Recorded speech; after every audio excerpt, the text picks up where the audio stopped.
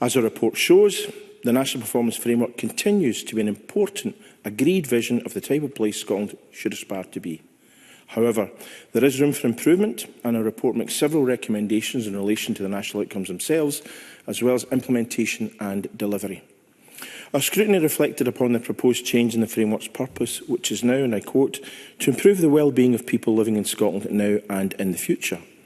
Whilst we acknowledge the rationale underpinning this change, the updated purpose calls into question whether the title of the National Performance Framework remains accurate and relevant, particularly given the review document itself describes the framework as, and I quote, Scotland's Wellbeing Framework. We heard from some witnesses that clarity around the framework's purpose could be better achieved by including a reference to wellbeing in its name. We therefore recommend that, as part of its future consultation plans, the Scottish Government seeks stakeholder views on updating the framework's name to ensure its title accurately reflects its purpose. A rebrand is certainly essential in a second, and I hope the Deputy First Minister will respond to that directly in her contribution. Mr. John Mason. I thank the convener very much for giving way. Would you accept that there's a risk, though, that if you change the name, it becomes even more confusing and it lowers the profile of the NPF?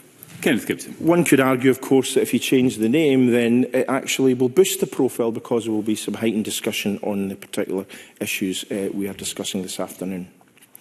The Scottish Government has proposed increasing the number of national outcomes from 11 to 13, with revisions made to all but the culture outcome.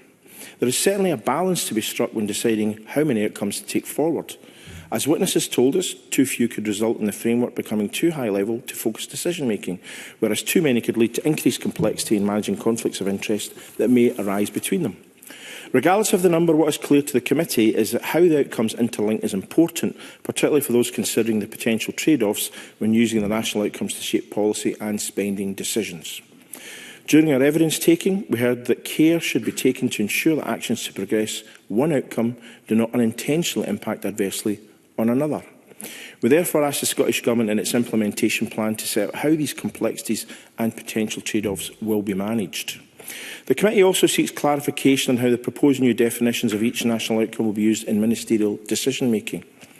Given the interactions and intersectionality between the proposed national outcomes, we welcome the Scottish Government's decision to undertake a thematic gender review of the National Performance Framework.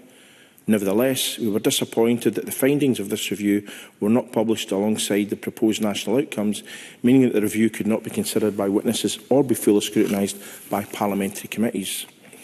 The national indicators are intended to provide a transparent means of tracking the progress being made in delivering the national outcomes and the framework's vision. Our 2022 inquiry reported concerns that many of the 81 national indicators still had no data almost 5 years after the previous 2018 review, and this remains an issue of concern.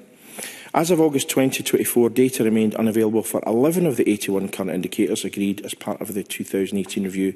This is deeply disappointing, to say the least, and we therefore reiterate our early recommendation that developing national indicators should not be left to the end of the process.